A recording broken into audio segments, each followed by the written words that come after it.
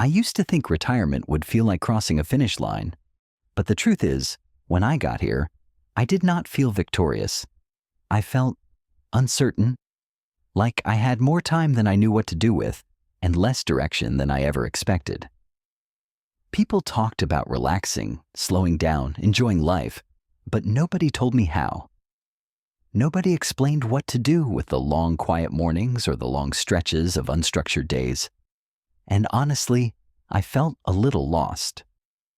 Over time, though, I started noticing that the people who were thriving in retirement, not just surviving, were doing something different. They were not just filling time. They were shaping it. They were choosing small, meaningful habits that gave structure, purpose, and peace to their days. And I decided to try the same. In this video, I am going to share with you 9 specific things I started doing. Things that helped me shift from feeling stuck to feeling alive again. They are not complicated, and you do not need anyone's permission to begin. In fact, you can start today. 1. Reclaim a physical space for yourself. One of the first things I did after retiring wasn't about money or exercise or even health. It was about space. I realized that for over 40 years, I had always had a place that was mine. My office at work, my desk, my side of the garage, a place where I kept my things, where I could think, create, or simply be. But when I retired, I lost that space, and I didn't even notice it at first. Suddenly, the house felt shared in a different way. The kitchen, the living room, the hallway, every space was either for everyone or for no one in particular.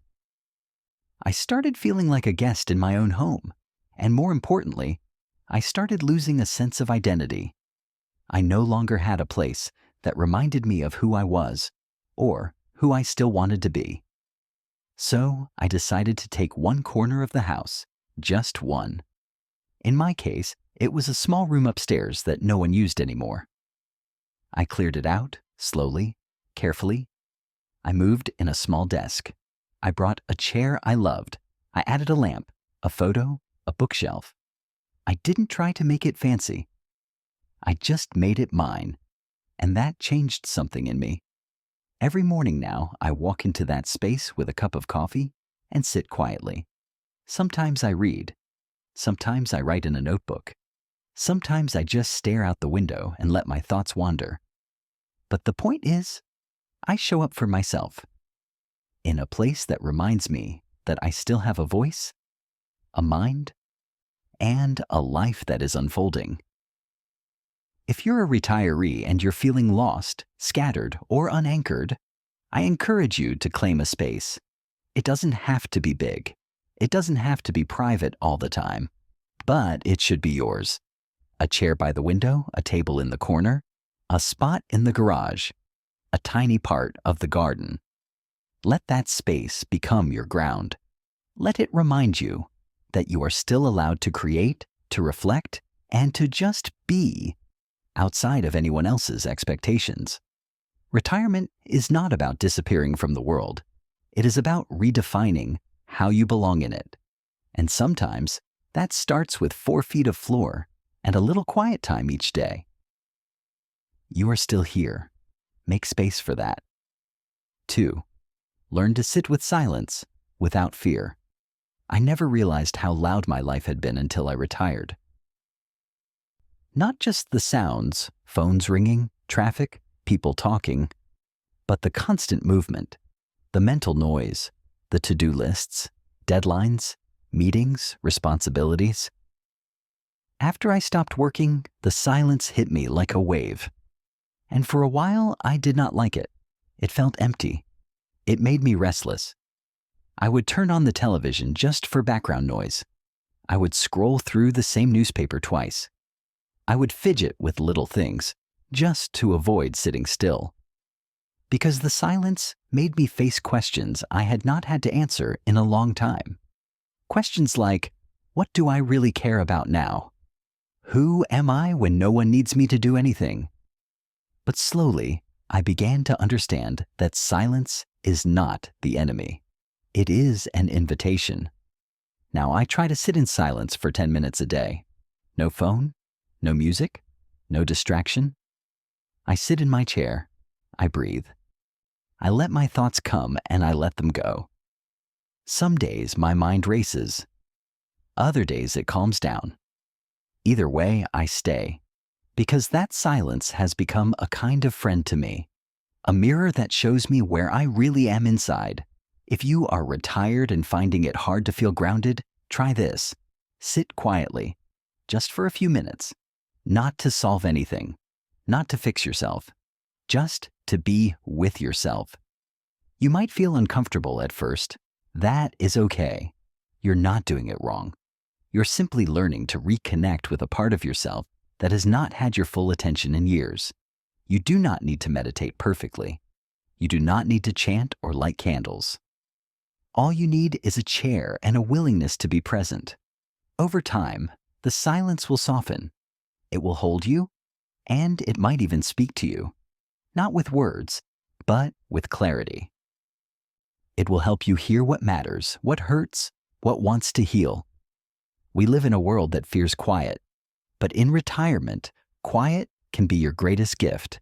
It can help you discover that you are more than what you used to do.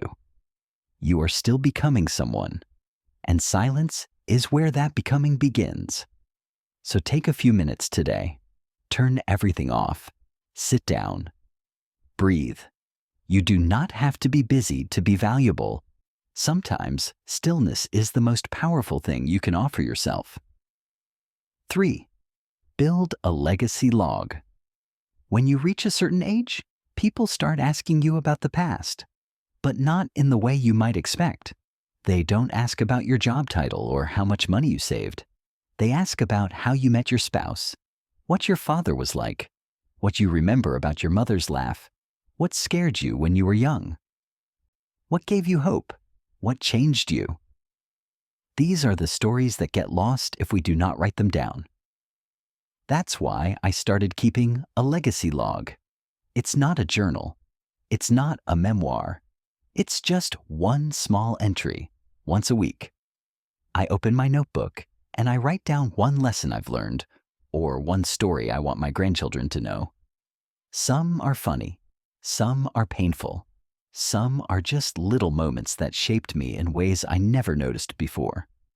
Like the time I got fired from my first job and thought my life was over. Or the letter I wrote to my father before he passed and never mailed.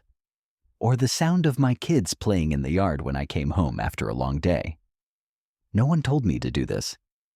I just realized one day that if I didn't, those pieces of me would disappear. And I think that's true for all of us. We are not just leaving behind money or property, we are leaving behind perspective. And if we do not pass it on, who will? So if you're retired and wondering what to do with your time, start a legacy log. It can be a spiral notebook, a document on the computer, or even voice recordings. Do not worry about grammar or structure. Just speak from the heart. Imagine your grandchild or great-grandchild reading it someday. What would you want them to understand about life? This habit has brought me more peace than I ever expected. It reminds me that my life mattered, not just in big moments, but in quiet ones, and that the things I've learned the hard way might help someone else walk a little easier someday. You don't need to write a bestseller. You just need to share your truth, one page at a time, because someday, someone will need to hear it, and they'll be grateful that you took the time to say it. 4. Practice micro-bravery. When I was younger, bravery looked big. It was quitting a job I hated, standing up for my family, speaking in front of a room full of people. But now, in this stage of life, I've discovered a new kind of courage. Smaller, quieter, but just as important. I call it micro-bravery. Micro-bravery is the choice to do something that feels just a little bit uncomfortable. Something that stretches you, but doesn't break you. And in retirement, this matters more than ever. Because when we're no longer in the working world, when we no longer have deadlines or people relying on us every day, it's easy to start shrinking into what's safe, into what's known. But the danger with that is you slowly stop growing. For me, micro-bravery started with something as simple as joining a local art class. I had never painted before. I felt silly walking in that first day. Everyone else looked like they knew what they were doing. I almost turned around and left. But I stayed. I picked up a brush. I made a mess. And I went back the next week. Then I tried something else. I said yes to helping organize a neighborhood event. I gave a short toast at a birthday party. I asked my grandson to teach me how to upload a video to the internet. None of these were huge, dramatic moments, but each one reminded me that I was still capable of new things. And that feeling, that little burst of "I did it," brought energy back into my days. The truth is, fear does not go away just because we get older. In fact, in some ways it grows louder. We fear looking foolish. We fear being the slowest one in the room. We fear failing in front of people who are younger, faster, or more tech-savvy than us. But here's the secret. No one is really paying that much attention. Most people are just trying to be brave in their own way. And when they see someone your age taking a risk, even a small one, it inspires them. So try something this week that scares you. Just a little. Ask a question in public. Take a different route on your walk. Learn how to use a new app. Strike up a conversation with a stranger. The goal isn't perfection. It's participation. It's staying connected to the part of yourself that still wants to explore, to reach, to surprise even you. You don't have to climb mountains anymore, but you can still take brave little steps, and those steps add up to a life that keeps expanding, not shrinking. That's what retirement should be. Not an ending, but a slow, steady unfolding of everything else you still are. 5. Use money to create moments, not just security. I spent my entire working life saving. Carefully, consistently. I tracked every expense, planned for emergencies, and made sure there was something left for the kids. And when I finally retired, I thought I would feel free. But I didn't. I felt tense. I was still holding onto my money like it was the only thing keeping me safe. What no one tells you is that the fear of running out doesn't go away, even when you have enough. Especially if you grew up without much. Or if you lived through tough times like the recession. Or if you were always the one providing for everyone else. I would hesitate to spend money on myself. Even $10 or $20 felt like a luxury. I told myself, what if something happens? What if I need this later? And while those are valid concerns, they were also stealing my ability to enjoy the life I worked so hard for. Eventually, I sat down with a financial advisor, not for complicated investing, but just to understand what I could actually afford. And what I learned surprised me. I had more flexibility than I thought. I could give myself permission to use some of this money for now, not just later. That's when I started something I call my memory budget. Each month, I set aside a little amount. Not much, just enough to create a moment I'll remember.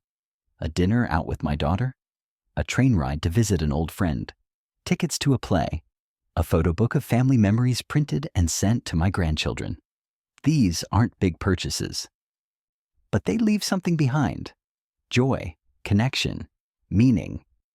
They remind me that money is not just a tool for survival. It's also a way to celebrate life. So, if you're retired and afraid to spend, ask yourself, are you using money only for protection?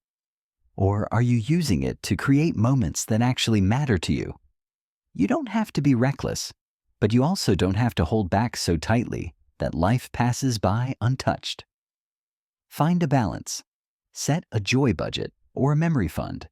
Treat yourself with the same care you've given others for decades, because you've earned more than just a number in a bank account. You've earned peace, you've earned presence, and sometimes the most meaningful legacy you can leave is not what you save, but what you fully experience. 6. Create intergenerational conversations. One of the most surprising things I've discovered in retirement is how rich life becomes when you spend time with people much younger than you. For years, most of my conversations were with people my age, coworkers, old friends, neighbors. But after retirement, those connections started to fade. Some people moved away. Some passed on. Some just disappeared into their own routines. I found myself talking mostly to myself or to the television. And even when I was around others, the conversations started to feel repetitive. Same memories, same complaints, same topics. That's when I decided to try something different. I asked my teenage granddaughter if she would meet me for coffee once a month. She was surprised, but she said yes. And during that first meeting, I barely said anything. I just listened. She told me about school, about music, about her fears and hopes and frustrations. I didn't always understand it all, but I could feel that it mattered to her, and that made it matter to me. Then I started doing the same thing with others. A young man at church, a neighbor's son who's studying engineering, even a 20-year-old barista at the cafe I go to each week. I just ask them questions. How are you really doing? What's the best thing that happened this week? What's been on your mind lately? The point isn't to give advice. The point is to listen, to build a bridge, to show someone young that they matter, and to remind yourself that you still matter too. These conversations do something powerful. They keep you connected to the world as it is now, not just how it used to be. They keep your mind active, your empathy alive. And they remind you that wisdom isn't about having all the answers. It's about asking better questions. So try this. Reach out to someone at least 30 years younger than you. Not to fix them, not to teach them, just to know them. It can be 5 minutes or 50, over the phone, over coffee, or even over text. You'll be amazed at what opens up in them and in you. Because the most meaningful part of growing older is not becoming invisible. It's becoming a lighthouse. And sometimes all it takes to shine again is starting one good conversation.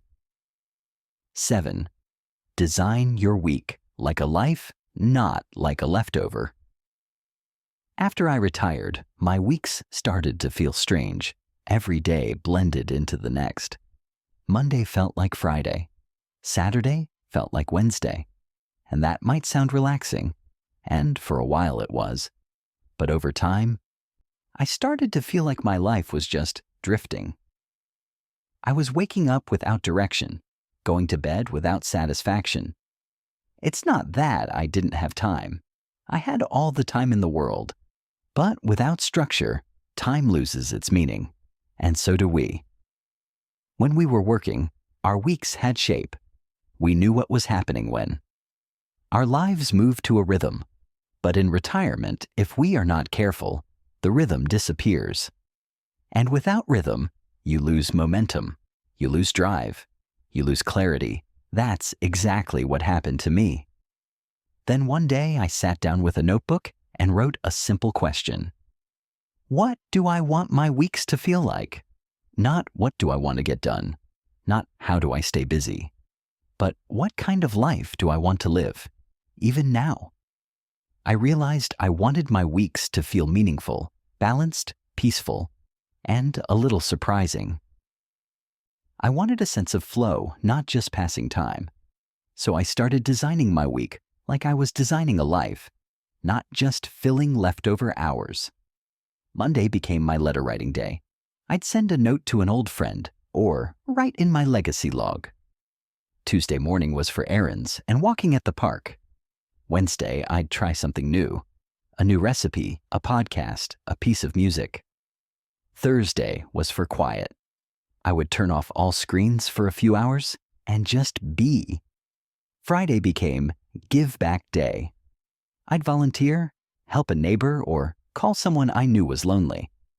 And weekends, Weekends were for fun, for joy, for that memory budget I talked about earlier.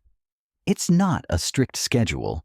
I don't punch a clock anymore, but it gave me something priceless, a shape to my time, a reason to wake up and feel grounded, curious, and useful.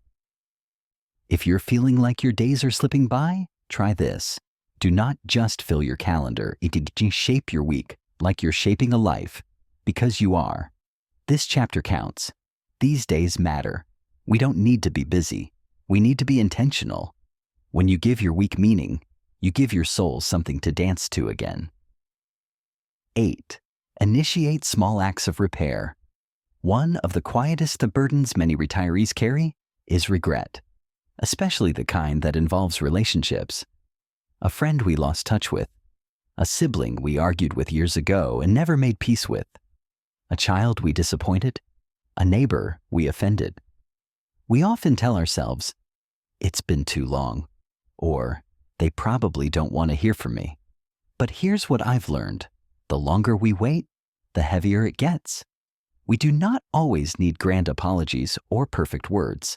Sometimes, all it takes is a small act of repair, a gentle gesture, a message that says, "I'm still here," or "I'm thinking of you."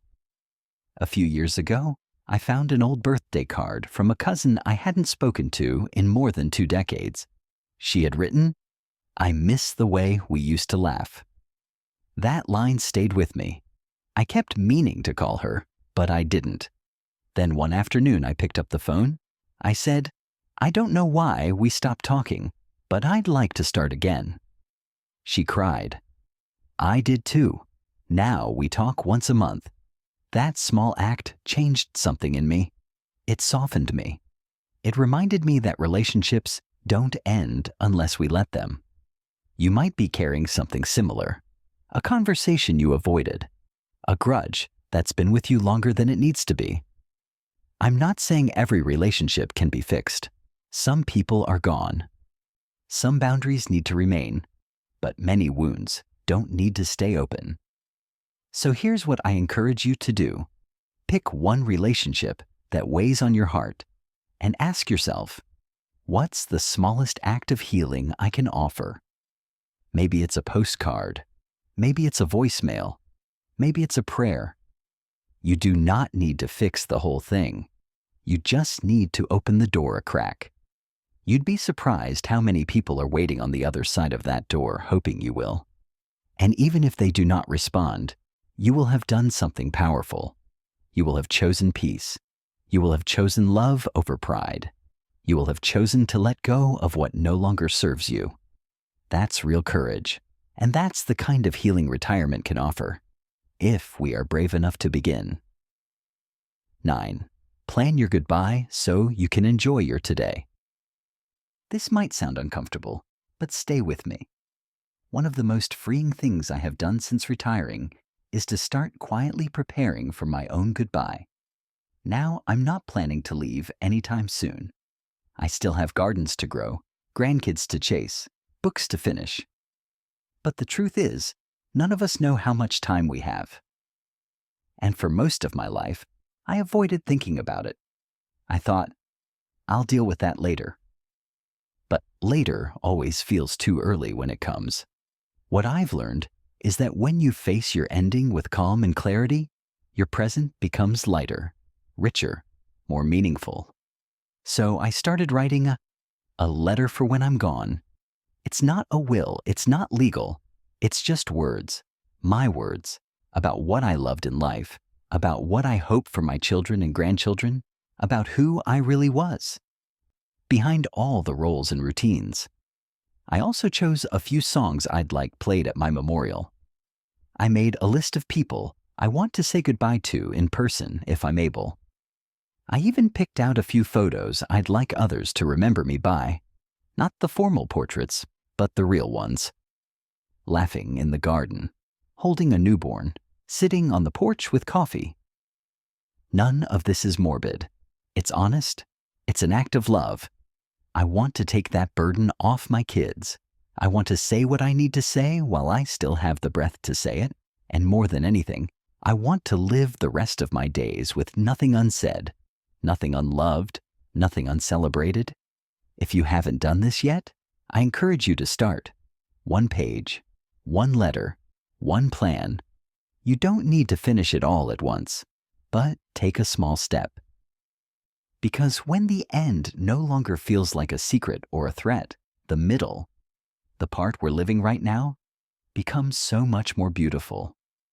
Your goodbye is not a tragedy waiting to happen.